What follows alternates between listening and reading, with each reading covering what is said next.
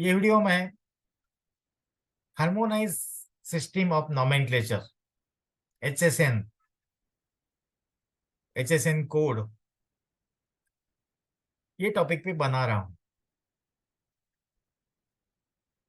हमें इस तरह की कुछ रिक्वायरमेंट्स हमें प्राप्त हुई कि HSN code, RITC code, ITC code, SSC codes, जो भी जीएसटी के इसमें एचएसएन कोड और एसएससी कोड यूज करते हैं।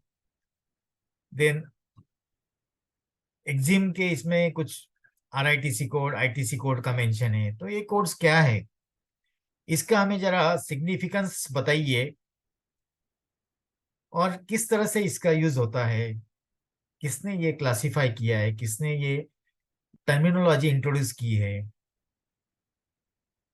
कितने टाइप्स के इस तरह के कोड्स होते हैं, क्या ये कोड्स एक ही कंट्री के लिए सेम होते हैं या सब कंट्री के लिए इसी तरह के कोड्स एप्लीकेबल है। कौन सी ऐसी जो कौन सा ऐसा एग्रीमेंट है, कौन सा ऐसा कन्वेंशन है जिसके अंदर सारी कंट्री ने इस तरह का एडॉप्शन करने का जो प्रावधान है वो उन्होंने एडॉप्ट किया है, एग्री किया है। तो ये दोस्तों की हम सारी बातें इसमें आपको बताएंगे कि what do mean by HSN. तो basically harmonise system of nomenclature, ये जो कोर्स है ये वर्ल्ड कस्टम्स ऑर्गेनाइजेशन ने फ्रेम किए हुए हैं, क्योंकि वर्ल्ड कस्टम ऑर्गेनाइजेशन ये इंटरनेशनल लेवल की पिक रेगुलेटरी अथॉरिटी है जो customs related, world wide customs related जो लॉज है, रेगुलेटरी रूल्स है, कोड से, टेरिफ से ये फ्रेम करती है। और सारे कंट्री के जो एंटिटीज है, मतलब सारी कंट्रीज जो है इसकी मेंबर है। सो वर्ल्ड वाइड ये एक्सेप्टेड बॉडी है for framing the customs rules, regulations, acts, laws, codes, goods के और सर्विसेज के कोड्स। इसके अलावा सर्विसेज के लिए और एक एजेंसी है यूनाइटेड नेशंस में जो सर्विसेज के कोड्स डिसाइड करती है। लेकिन ये जो है कि वर्ल्ड कस्टम्स ऑर्गेनाइजेशन 1988 में इन्होंने ये रूल्स बनाया एचएसएन कोड्स का। और हमारे कंट्री में जो कस्टम्स ऑर्गेनाइजेशन है, डिपार्टमेंट ऑफ कस्टम्स, जो मिनिस्ट्री ऑफ फाइनेंस के अंडर आते हैं, डिपार्टमेंट ऑफ फाइनेंस के अंडर आते हैं, मिनिस्ट्री ऑफ फाइनेंस के अंडर डिपार्टमेंट ऑफ फाइनेंस आता है, डिपार्टमेंट ऑफ रेवेन्यू आता है, जिसके under CBIC, central board of indirect taxes and customs, ये एंटिटी आती है। और इस एंटिटी के अंडर जो भी हमारे इनडायरेक्ट टैक्सेस है उसकी रेगुलेटिंग फ्रेमवर्क आता है। जैसे कि अभी GST, customs, GST and customs are coming under the framework of CBIC. तो सिबिक ने चीज जो है कि अडॉप्ट की, वर्ल्ड वाइड कस्टम टैरिफ में अडॉप्ट की। और वैसा ही मिनिस्ट्री ऑफ कॉमर्स के अंदर जो अथॉरिटी आती है, director general of foreign trade, उन्होंने अपने एक्सपोर्ट, जो एक्सपोर्ट इंपोर्ट एफटीडीआर एक्ट के अंदर फॉरेन ट्रेड पॉलिसी जो आती है उसमें भी इसका इंक्लूजन किया। तो जब एचएसएन कोड एफटीडीआर एक्ट के अंदर लेके आए, उसको अडॉप्ट किया गया, तो आईटीसी एचएस पॉलिसी, तो आईटीसी मतलब इंटरनेशनल ट्रेड क्लासिफिकेशन या फिर उसको Indian trade classification, basically Indian trade classification बोलते हैं। और दूसरा आरआईटीसी, रीजनल इंडियन ट्रेड क्लासिफिकेशन या रीजनल इंटरनेशनल ट्रेड क्लासिफिकेशन। तो बेसिकली कुछ लोग इसको इंडियन बोलते हैं, कुछ लोग इसको इंटरनेशनल ट्रेड क्लासिफिकेशन बोलते हैं। तो बेसिकली रियल वर्ड जो है कि इंटरनेशनल ट्रेड क्लासिफिकेशन और रीजनल इंटरनेशनल ट्रेड क्लासिफिकेशन। तो ये अडॉप्ट किया गया अपने आईटीसी पॉलिसी में, आईटीसीएचएस पॉलिसी जो डीजीएफटी डिसाइड करती है उसके अंदर। और उसके अंदर शेड्यूल्स जो डाले गए, जो शेड्यूल्स उन्होंने अडॉप्ट किए, वही कस्टम्स ने अपने शेड्यूल्स में अडॉप्ट किए कस्टम्स टैरिफ में। तो कस्टम टैरिफ में 1 to 99 चैप्टर से, 1 to 99 चैप्टर से, और ये इसके 8 डिजिट तक जो कोड से 1 to 9 चैप्टर्स के अंदर कमोडिटी के अंदर आने वाले, उसको 8 डिजिट के जो कोड है उसको बोलते हैं harmonise system of nomenclature codes. कोई कंट्री जो है कि 6 डिजिट के कोड फॉलो करती है, कोई 8 डिजिट के कोड फॉलो करती है, कोई और डिस्क्रिप्टिव चाहिए करके 8 से 12 डिजिट या 10 डिजिट के कोड भी फॉलो करती है। बेसिकली 8 डिजिट कोड ये नॉर्मली क्लासिफिकेशन के लिए मैंडेटरी है और सफिशियंट है कि 8 डिजिट तक। लेकिन और उसका और डीप में क्लासिफिकेशन चाहिए तो 10 डिजिट या 12 डिजिट तक भी लोग क्लासिफिकेशन उसका यूज करते हैं, अपने अपने कंट्री में उसका क्लासिफिकेशन उस तरह से वो यूज करते हैं। तो classification of goods HSN code जो सिस्टम है ये कराती है इंटरनेशनली, क्योंकि इंटरनेशनली एक्सेप्टेड ये कोड्स। ओवर 98% ऑफ मर्केंटाइज इस तरह से सभी कंट्रीज में एचएसएन कोड से नोटिफाइड है। कुछ 2% वो अभी भी किया नहीं हो सकता है, लेकिन मैक्सिमम जो कमोडिटीज है ये इसके कोड्स के अंदर आती है। उसके अलावा एसएससी कोड्स, सर्विस टैक्स के कोड्स जो है, तो ये भी कोड्स इसमें इशू किए। सर्विसेज मतलब सेल ऑफ इंटेंजिबल गुड्स और सर्विसेज, तो सर्विसेज के लिए भी अलग अलग कोड्स फ्रेम किए हुए हैं हमारे जीएसटी के अंदर भी, और डीजीएफटी ने भी इस तरह के कोड्स, और वर्ल्ड वाइड भी इसके सर्विसेज के कोड्स यूएन यूएन में जो कमिटी है उसने भी डिफाइन किए हुए हैं, और वर्ल्ड कस्टम ऑर्गेनाइजेशन ने भी इसका अडॉप्शन किया है सर्विसेज का। बिकॉज आईपीआर इस तरह के इंटेंजिबल गुड्स से वो भी इसके अंडर आती है, बट वो कस्टम्स के अंदर कस्टम ड्यूटी पे नहीं करना पड़ता इनको, because that transfer is by digital. तो ये हो गया। तो आरआईसी का जैसे मैंने बताया कि आरआईसी का क्लासिफिकेशन, उसका फुल फॉर्म, तो बहुत सारे नॉमेनक्लेचर्स बीच में लोगों ने इसको अलग अलग नाम, जैसे मैंने बताया कि इंडियन ट्रेड क्लासिफिकेशन, तो नॉर्मली यूज होने वाला जो सभी इधर अभी जो ट्रेड यूज कर रहा है उसको रिवाइज इंडियन ट्रेड क्लासिफिकेशन बोल रहे हैं। तो revise Indian trade classification RITC and Indian trade classification, ये अभी नॉमेनक्लेचर उसका हो गया।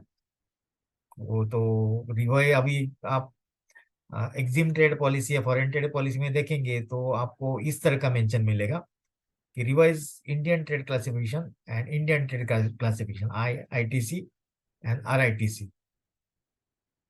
तो ये बेसिकली क्लासिफिकेशन हो गया है। जैसे कि हमने बताया कि इंडिया में ये एचएसएन कोड जो है कि 1971 से डब्ल्यूसीओ ने लागू किए, वर्ल्ड कस्टम ऑर्गेनाइजेशन ने, इंडिया ने भी अडॉप्ट किए। और इसके अंदर आप देखेंगे कि 99 चैप्टर्स है, और 1244 करीब करीब 1250 या 1240 इसमें कमोडिटी आती है। और सब हेडिंग्स इसमें 5,000 से ज्यादा सब हेडिंग्स आती है। मेन हेडिंग्स 1244, और सब हेडिंग जो है कि 5,000 से ज्यादा है। 21 सेक्शंस इनके अंदर आते हैं जिसके 99 चैप्टर्स है। तो इस तरह से मेन हेडिंग, सब हेडिंग, और सॉरी इसमें सेक्शंस, चैप्टर्स, मेन हेडिंग, सब हेडिंग, इस तरह से इसका क्लासिफिकेशन इंडियन टेरिफ एक्ट के अंदर, मतलब कस्टम टेरिफ के एक्ट के अंदर रहता है। और 8 डिजिट के इसमें इसका क्लासिफिकेशन जाता है। फॉर एग्जाम्पल जैसे कि हम हैंडीक्राफ्ट्स वगैरह देखेंगे तो उसका क्लासिफिकेशन 6.1390 इस तरह से आता है। तो अगर 8 डिजिट में करना है तो हमें 62.139010 इस तरह से इसका डेप्थ में इसका क्लासिफिकेशन आएगा। तो जैसे कि हमने बताया उसका डिस्क्रिप यहाँ पे आपको एक सैंपल फॉर्म में आपको दिखा भी रहे हैं कि आप इसमें 62 is the chapter, 13 is the heading, 90 is the sub heading and 10 ये टेरिफ आइटम। तो चैप्टर, हेडिंग, सब हेडिंग एंड टेरिफ आइटम, इस तरह से 8 डिजिट का ये HSN कोड बनता है जो आपके लिए हम यहाँ पे डिस्प्ले कर रहे हैं। तो सर्विसेज की भी जो अकाउंटिंग कोर्स है ये भी 99 चैप्टर्स के अंडर आती है। सभी कोर्स 99 चैप्टर्स के अंडर आते हैं सर्विसेज के। जो भी GST एक्ट के अंदर हमने डिफाइन किया है और बाकी भी जो जो वर्ल्ड वाइड एजेंसी ने डिफाइन किया है 99 चैप्टर के अंडर ये कोर्स आते हैं। तो 99 बेसिकली ये सर्विसेज के लिए है। बाद में नेक्स्ट डिजिट जो 2 डिजिट जो रिफरेंट करते हैं कि काइंड ऑफ सर्विस, जैसे कि लीगल सर्विसेज, 2 डिजिट जो है लीगल सर्विस है, या फिर सब contract service, contract service, installation service, ये। और अगले जो डिजिट है ये बाकी जो डेप्थ में ये सर्विस क्या है कि लीगल सर्विस है तो किसके लिए लीगल सर्विस, इस तरह से उसका ये माना जाता है कि इंडिकेशन माना जाता है कि वो क्या इंडिकेट करना चाहता है कोड। जैसे कि इंटेलेक्चुअल प्रॉपर्टी राइट्स, ये आता है 998213 के अंदर। तो 998213 के अंदर तो 99 ये क्या है कि सर्विस है, देन 82 क्या है, 82 एक लीगल सर्विस है, और 13 क्या है, लीगल सर्विस फॉर पैटेंट्स के लिए, मतलब patents and intellectual property rights के लिए लीगल सर्विस है। That is what 998213। इस तरह का ये HSN कोड, या फिर उसको SAC कोड भी बोलते हैं। GST एक्ट के अंदर उसको SAC कोड बोलते हैं। तो ये कुछ हम आपको डिस्प्ले करना चाहते हैं कि किस तरह से कोर्स चैप्टर जो है, कोर्स चैप्टर के अंदर मेन हेडिंग, सब हेडिंग और फिर टेरिफ आइटम्स किस तरह से डिफाइन किए गए हैं, ये आपको हम थोड़ा डिस्प्ले करना चाहेंगे। तो ये आप थोड़ा वेबसाइट पे जाके भी आप इसका स्टडी कर सकते हैं कि HSN कोड्स किस तरह से डिफाइन किए गए हैं। तो बेसिकली जैसा कि हमने बताया कि HSN कोड जो है कि ये हमें एक स्टैंडर्डाइज क्लासिफिकेशन प्रोवाइड करता है, ताकि इंटरनेशनली गुड्स जो है कि कहाँ पे भी क्लासिफिकेशन के लिए अटके नहीं, कस्टम क्लियरेंस में अटकते हैं तो कहाँ पे भी अटके नहीं। जो भी यहाँ हम बोल रहे हैं कि एक्स आइटम है, एक्स कमोडिटी है, तो इंटरनेशनली भी उसे एक्स कमोडिटी करके ट्रीट किया जाए। उस बेसिस पे custom duties, tariffs and taxes जो है एप्लीकेबल हो जाए सभी वर्ल्ड वाइड लेवल पे। ये फैसिलिटेट करता है कि हमारा जो एक्सपोर्ट और इंपोर्ट ट्रेड है कि कितना हाईएस्ट फ्रिक्वेंसी से, टाइम फ्रिक्वेंसी से हैपन हो जाए, मतलब बढ़ता जाए, इसके लिए ये हेल्प करता है। उसके अलावा कि इसमें स्पेसिफिक जो कोर्स है उसको गवर्नमेंट जब बैन करती है या प्रोहिबिट करती है, रेस्ट्रिक्ट करती है, कैनलाइज करती है, ये भी इसमें कि मालूम पड़ता है कि कौन से कैनलाइज प्रोडक्ट है, कौन से रेस्ट्रिक्टेड है, कौन से प्रोहिबिटेड है। तो ये इसके लिए एक सिंबॉलिज्म हो जाता है कि कौन से प्रोडक्ट्स हो, इमिडिएटली लोगों को मालूम पड़ता है। तो ये सारी ये जो बेनिफिट्स है HSN कोड्स के, ये हमारे ट्रेड के लिए, कि कस्टमर्स के लिए, जो बायर्स के लिए, कंट्रीज के लिए, जो भी ट्रेड और इकोनॉमी बढ़ने के लिए, ट्रेड का जो साइकिल है ये जल्दी से जल्दी होने के लिए, कस्टम क्लियरेंस जल्दी से जल्दी होने के लिए, ये ज्यादा रोल प्ले करते हैं HSN कोड्स। तो क्योंकि HSN कोड जो स्पेसिफिक क्लासिफिकेशन इंडियन ट्रेड का रहता है, इसमें टेरिफ डिटर्मिनेशन रहता है, कस्टम्स के लिए स्ट्रीमलाइन कस्टम्स क्लियरेंस प्रोसेस हो जाती है, रेगुलेटरी कंप्लायंस भी इजी हो जाता है। और ये बेसिकली HSN कोड्स हमारे स्टैटिस्टिकल जो डिपार्टमेंट है कस्टम्स का या डिपार्टमेंट ऑफ इकोनॉमिक्स का, उसके लिए ज्यादा हेल्प करता है कि कौन सी कमोडिटी हमने इंपोर्ट की, कौन सी कमोडिटी हमने एक्सपोर्ट की, कितना रेवेन्यू आया, कितना क्वांटिटी आया, स्टील कितना इंपोर्ट किया, स्टील कितना एक्सपोर्ट किया, कोल कितना इंपोर्ट किया।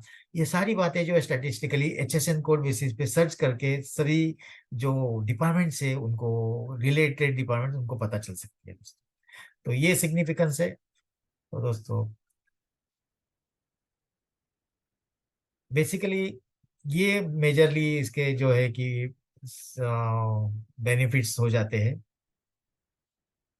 तो GST ने ये सारे कोड जो है हमारे सिस्टम में एडॉप्ट किए, और इसलिए GST जो है कि अभी हमारे जो कंट्री का GST मैकेनिज्म है, ये मैक्सिमम सभी कंट्रीज जो कंसिडर करेंगे तो उससे ज़्यादा एडवांस है, उससे ज़्यादा अभी हमारी कंट्री का GST का रेवेन्यू भी अच्छा बढ़ रहा है।